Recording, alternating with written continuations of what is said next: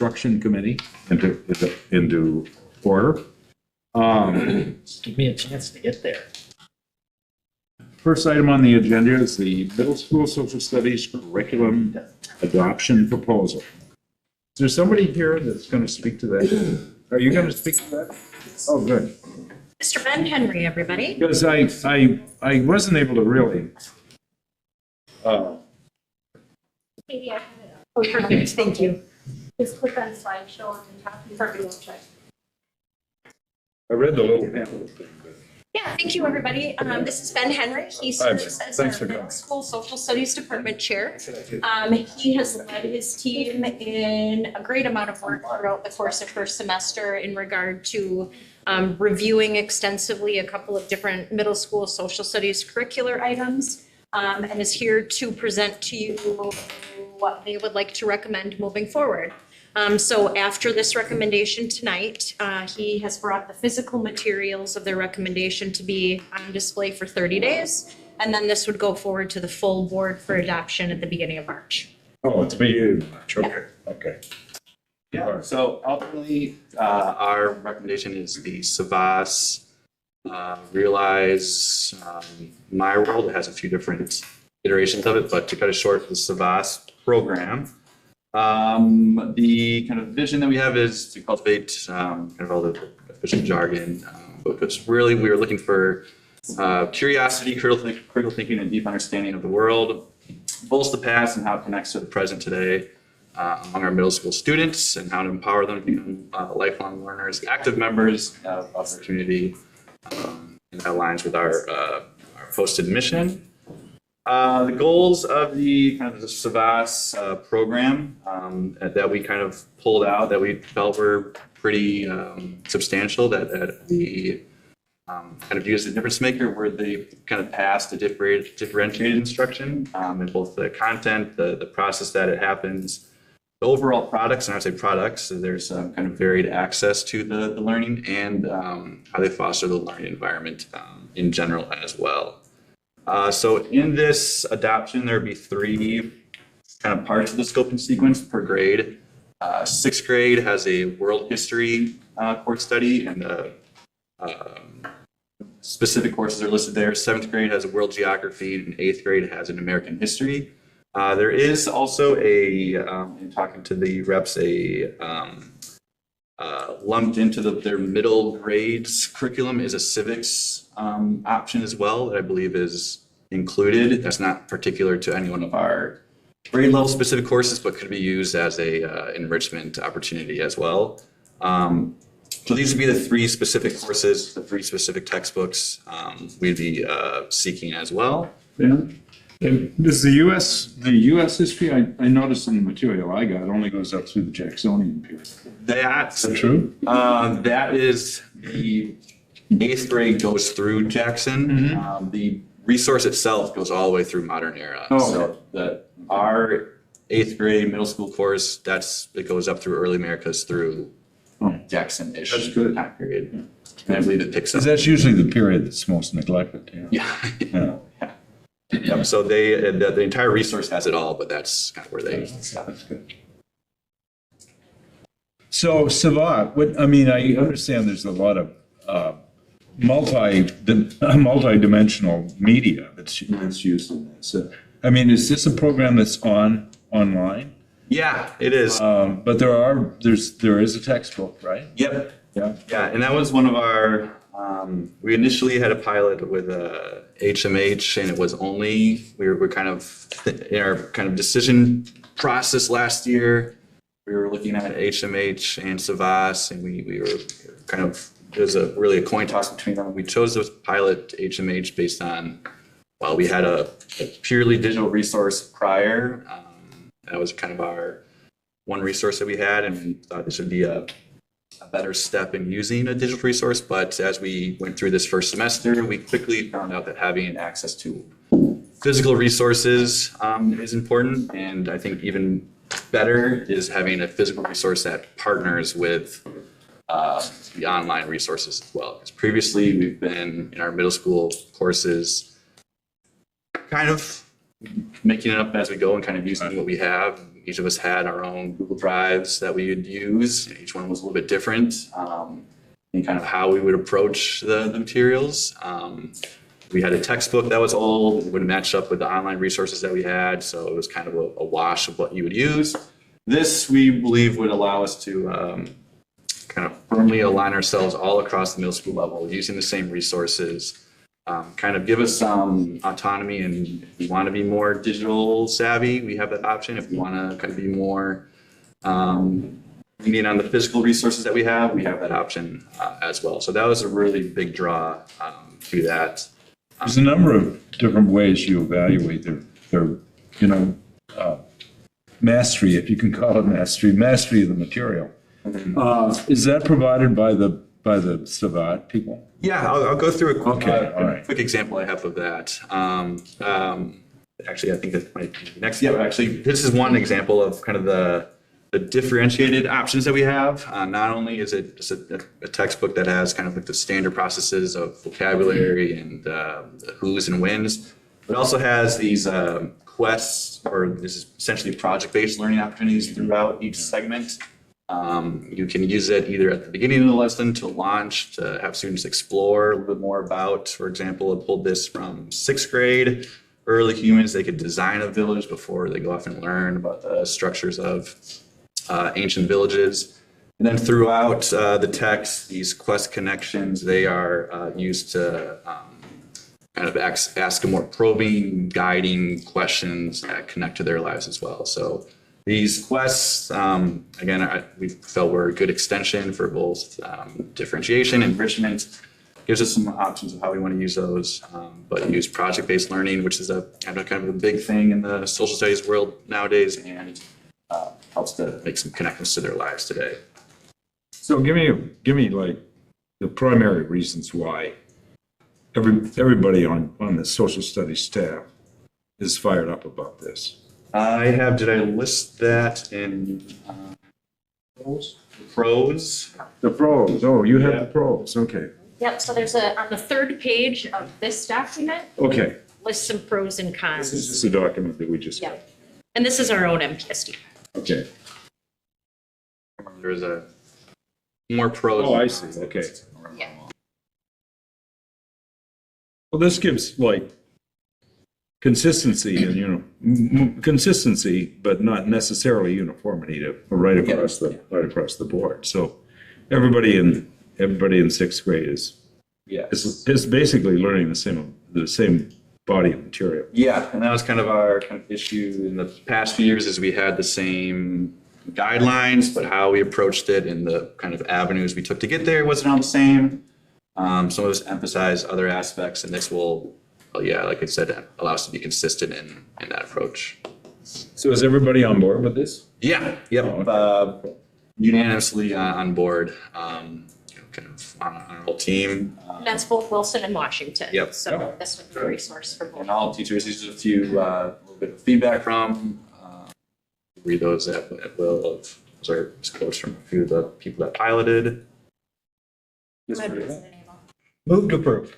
Move to approve. All right, is there a second? Second. All right. Is there any- Please speak to my motion. Yes, you may. I like this program.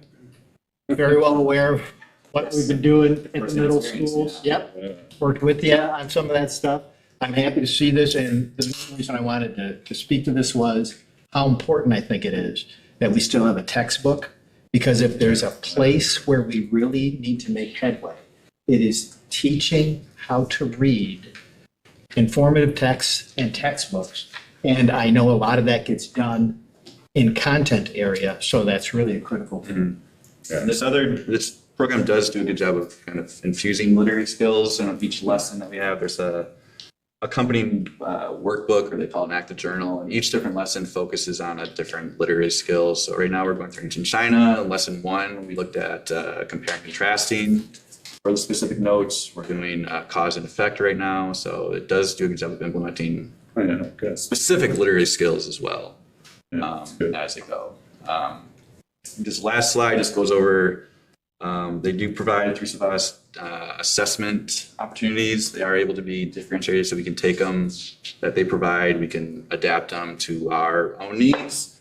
And any assessment through the Savas platform kind of gives us results like this. This is just a quick 5-question end of lesson quiz that they have. It's just 5 basic multiple choice questions, and just using this, it gives me information of kind of what I need to go back and adjust. For example, question 1, whatever that was, that's something I would, only 5 got it right out of 12.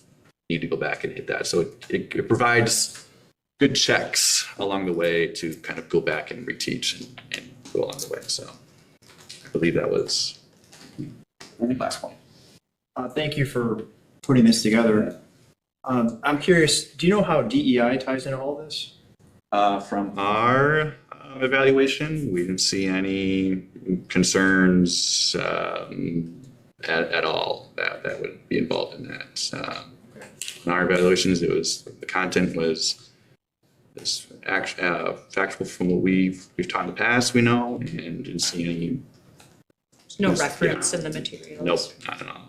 And the reason I'm bringing it up is, and I haven't verified this myself, but I did have someone reach out to me and ask me to bring this up, a community member, about, it sounds like their website's really big on DEI, and it talks about how they're trying to get that into like all their lessons and curriculum. And, I feel that's kind of a divisive topic, and I feel that we could probably teach social studies without bringing that into it. So I haven't seen that on the website. I know that, again, the materials very much present in the manner of just factual world US history. But we can look into.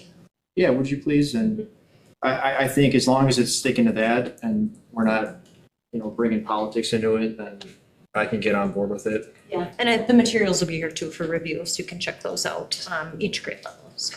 I'm not on the committee, I just want to say something.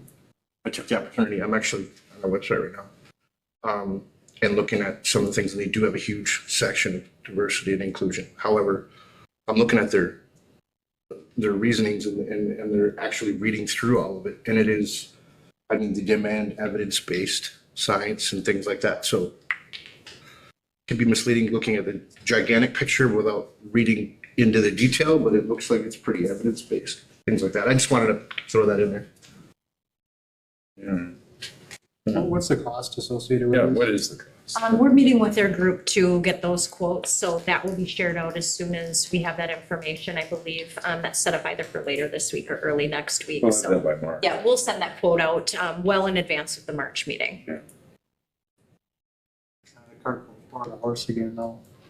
Yeah, unfortunately, sometimes those companies operate with well, tell us if this is what you're gonna want and your board is on board with all of these grade levels and all of these materials, then we'll tell you what we'll give you, so, yeah. So we can take another vote then, I suppose. If it would be astronomical, and we'll have some comparisons, but typically, these resources all fall well within our curriculum budget, which is, the beauty of having that plan is that we've set aside those funds to make sure that each content area that's up, it's typically well within range of what we have budgeted for. I think the motion is to approve the program. Yeah. Well, to put it on review. for Whether we 30 buy days it or is what not the is another motion should question. be for. Yeah, I think the motion is to have the materials on review and bring it. Yep, right. Okay. Is there any further discussion? So just for clarity, then if we approve this, it'll go to the 30-day public review, and then it'll be brought back before the board Yeah. at that point for the formal review. Yes. Hearing no more discussion, I call the vote. All those in favor, say aye. Aye. Any opposed? Right. Thanks, Ben, and thanks for all the work put into this. Thanks, guys. Good to see you. Okay. Second Down. is the Success for All contract. You've had an opportunity to look at prices and the justification for not continuing with the third year of Success for All. Is there a motion to recommend that the recommendation of the administration be concurred in? Does anybody want to make a motion? Do we have them explain it first, or? Oh, sure, we could do that, for sure. Could do that. I've shared a lot of information with you over the past week. I think ultimately what it comes down to is finances is really a big part of it. We are looking at a pretty big difference if we just focus on the cost of 1 year. We are looking at, look at 3 different curriculums up against SFA. It's anywhere from $500,000 to $400,000 less per year. And then one of the things that's also important to note is if we were to continue to pay that amount for that curriculum, we would also have to pay for additional resources. And then what is essentially a 90-minute program, we would have to cut out probably half an hour of that 90 minutes to supplement for in the areas that we are seeing with our Act 20 screener, that our students aren't prepared for that assessment or to do that work. So we have to supplement. So even for the rest of this year, we're having to, for example, in kindergarten, add in 30 minutes of instruction on letters, and then also pull them for some intervention in order to get them caught up in the areas that they're not meeting expectations. So it's about money, and it's about spending money on something that isn't a whole program that's gonna meet our needs. So I guess I'll talk first about the money, because we just talked about money on the last, and we don't have a price for that curriculum, but we just approved it for the review. I just understand we haven't fully approved it, just, that's kind of interesting to me. And then my second point is the assistant superintendent.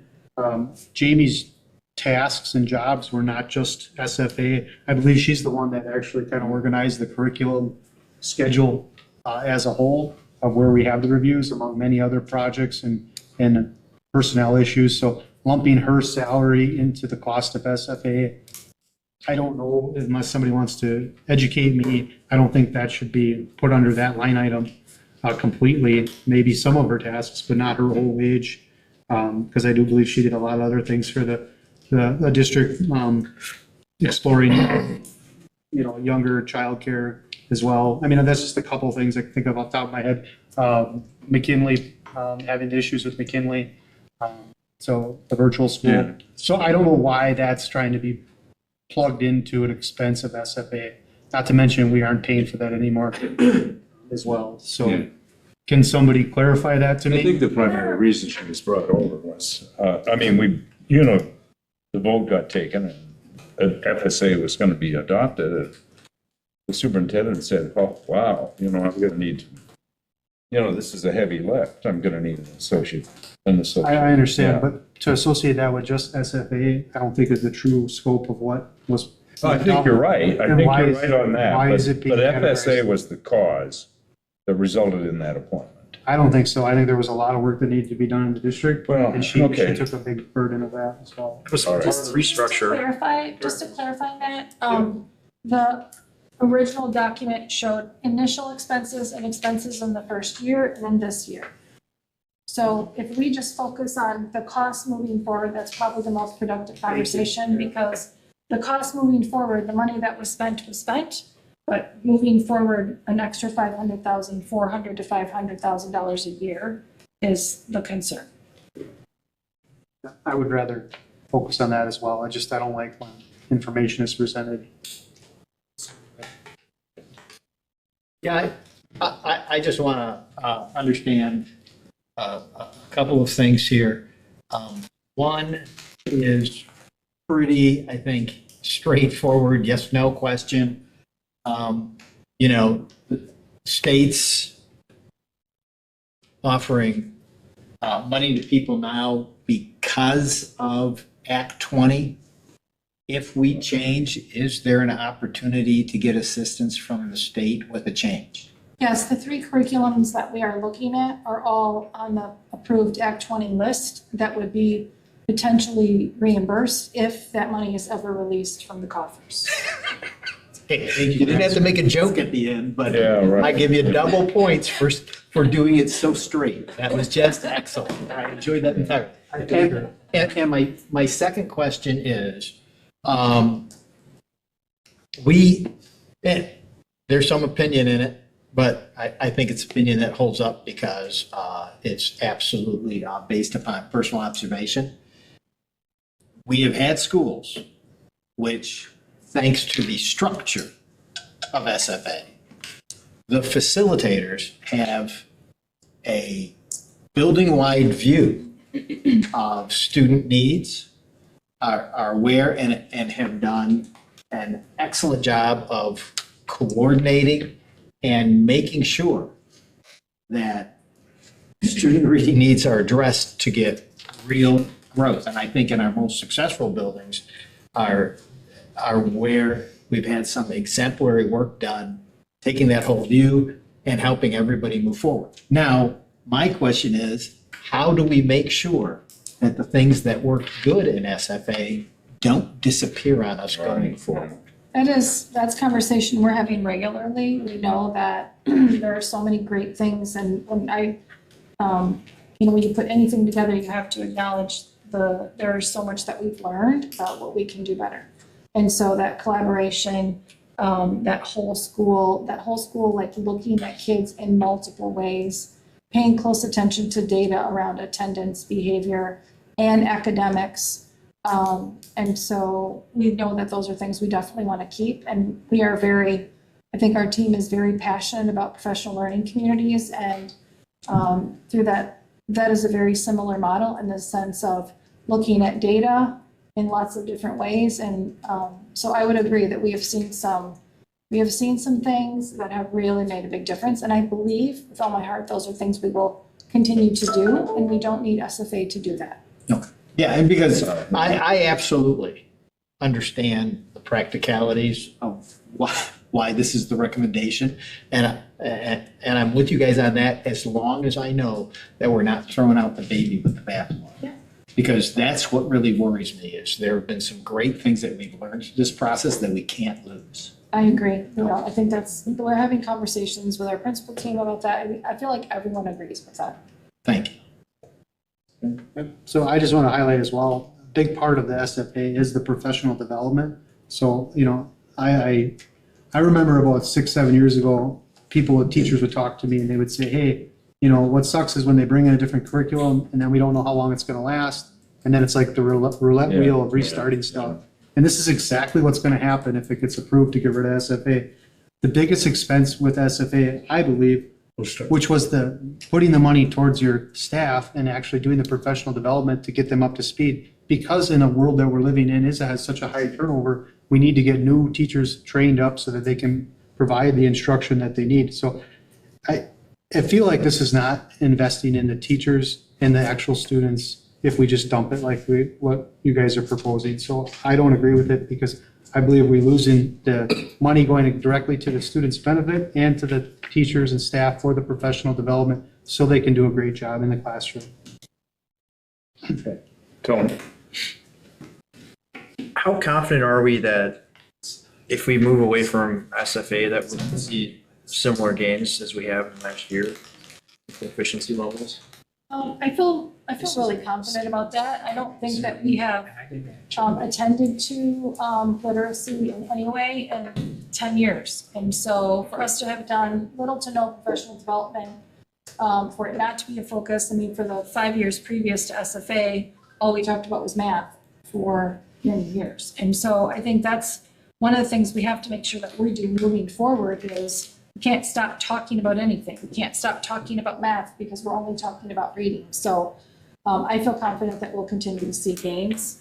The gains that we've made are reasonable gains. I think depending on what data source you're looking at, but with the amount of things that we've learned, but knowing that we need to keep our focus on data and data conversations and knowing kids and knowing what kids need next, I feel confident about that. And all of the curriculum that we would be looking at, they all have a variety of professional development opportunities. There isn't a professional development opportunity where we are going to pay people to fly in here and spend a day and talk to people about how things are going at their school.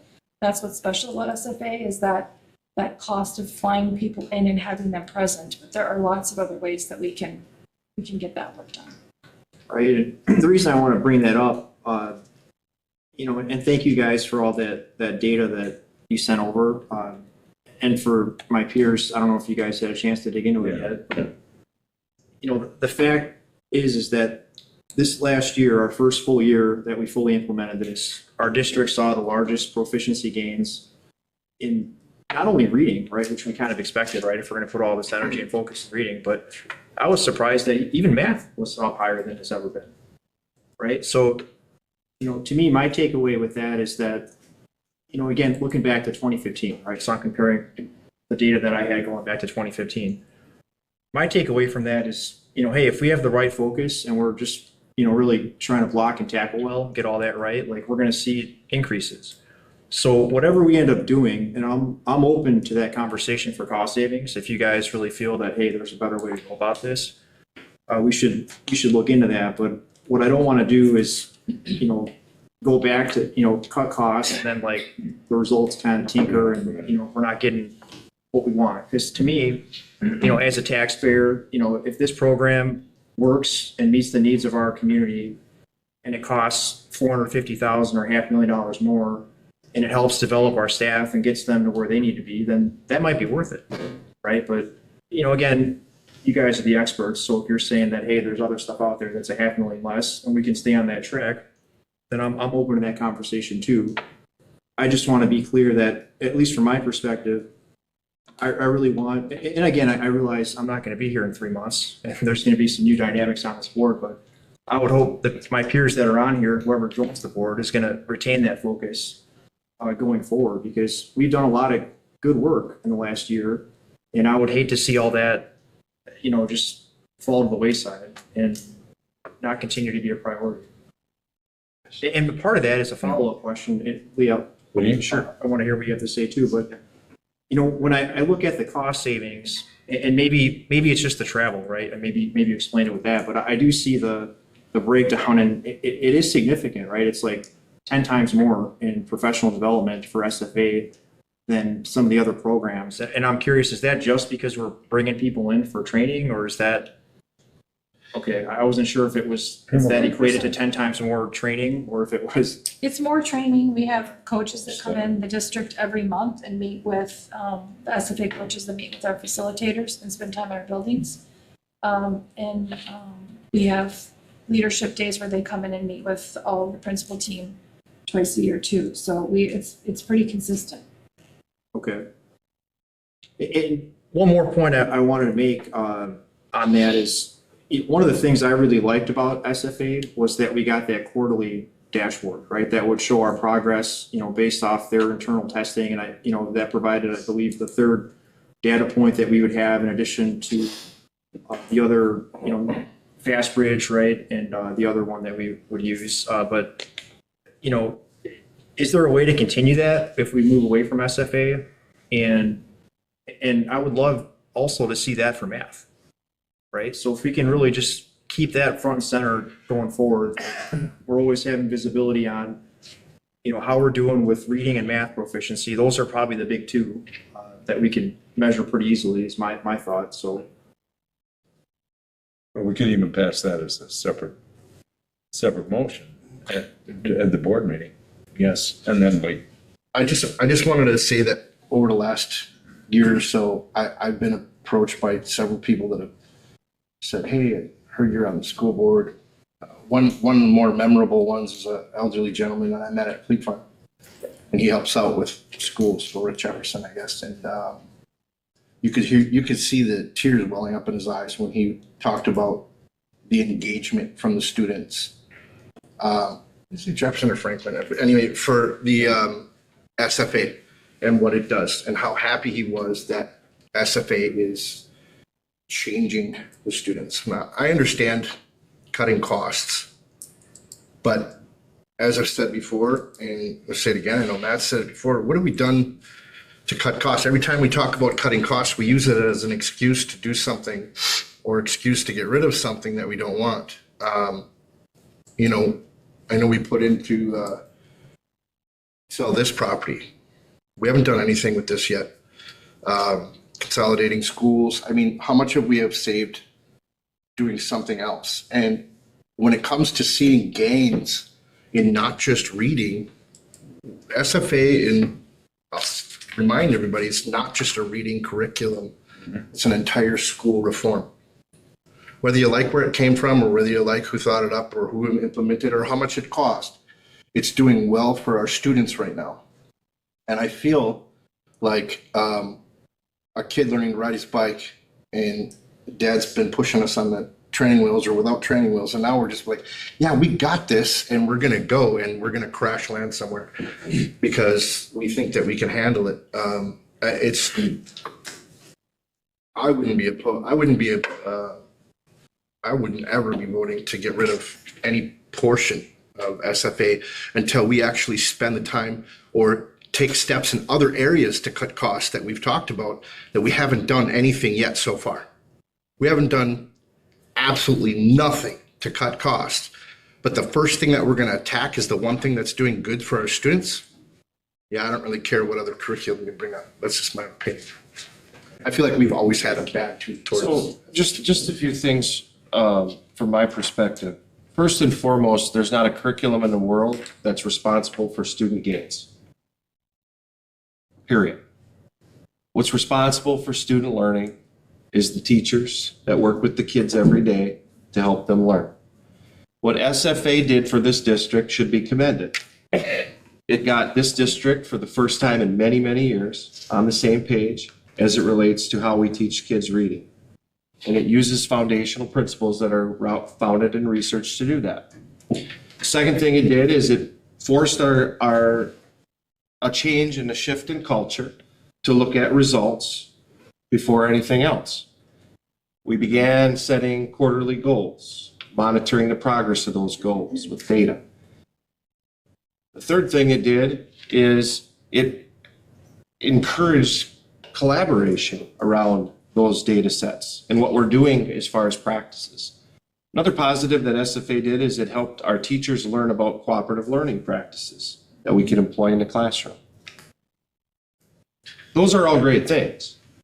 But when we're talking about a school district that has an obligation to do its very, very best all the time, and keep in mind that we have a responsibility to be fiscally responsible, we have to look on return on investment.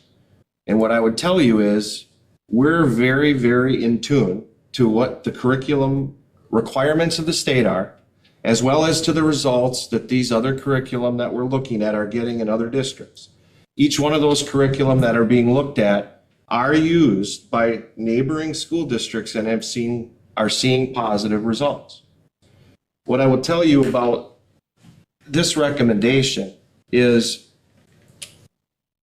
we can still continue to do the things that we learned from SFA. You said it yourself. It was a whole school reform model. Well, we've learned some things about those core principles of that model, and we're going to make sure that those stay as part of anything we do in any subject area that we teach. Because the only way to improve and ensure student learning is to make sure that we're monitoring the progress of kids, intervening when necessary, following up and following through, encouraging parents to be more involved, all those things. But the bottom line is it's not about the curriculum, folks. It's about the work we do together, collaborating around what's best practice to teach those kids. And whether we're looking at SFA or the CK and all the different things, that doesn't matter. What matters is we're dedicated and committed to improving student learning. And that's the difference. So the recommendation comes before you because the three of us who've worked on this recommendation will tell you that we believe, heart, soul, and all of that, that we can yield the same results from another curriculum and do it at a better cost. And to speak to Tony's point, we've also invested a significant amount of time and effort looking at ways that we formalize and institutionalize the way we look at data. I'm happy that, and it's planning to come to your committee, it's in its infancy, but this is a dashboard that I have on my computer that we created in-house, not paying other people to do it, that shows our reading results and our math results as related to the FastBridge that's taken 3 times a year. This is data that our teachers can have at their fingertips to be looking at where students are weak and where they need to improve. These are the important things. The curriculum is the curriculum, and we should use a curriculum that's most affordable, that we can continue to use these best practices to get the results that we need. That's the basis and foundation for this recommendation. Is there further discussion? Yeah, I would just add, I agree with just about everything you said, Lee. And the only thing I would maybe slightly disagree with is I think sometimes the wrong curriculum can also, take you in the wrong direction, right? And for years, we stuck with Calkins when we knew it wasn't effective, right? Yeah. So, I think SFA has worked. I'm not doubting or suggesting these other programs can't work, but if you do recall, we spent a lot of time vetting SFA, visiting and talking to other districts. And, one of the things that I really liked about it was, when you look at the demographics of our community and some of the challenges that we have with, economics and just English language learners, disadvantaged population and that, SFA worked well in communities that had similar demographics. And so I would just encourage you guys as we go through this process with the other ones, as I said earlier, if there's a cost savings and you can get the same results, hey, let's go. But what I don't want to do is say, hey, let's go, and then we find out it's not a good fit for us, right? And then we save some money, but now the results aren't as bad. Because me personally, I'd rather pay more to get results. If we can keep getting 10% in reading every year and 8% in math, like we did in proficiency levels this past year, if we keep stacking years like that, this district's going to be in a pretty good spot in a couple of years, right? And I believe in you guys, and I believe in the team. I'm just saying that's where my head's at. Is I just want to make sure that we keep focused on that and keep pushing the envelope. Yeah, so Mr. Tennis, I believe everything you said as well. I just want to, what I believe SFA did was it created cooperative accountability. Cooperative that's right. accountability. And I have faith in your words when you say what you're saying. However, what we need to make sure that we don't do, we'll make sure that doesn't happen again is when you have a small group of directors that are trying to push the success for everyone, you become the boogeyman or the bad people. And what SFA was able to do was it creates the accountability on the cooperative level at every facility, constant communication. Mrs. Heidi's not the bad person saying, no, you got to get this done. It's essentially accountability at the building level for every child's success.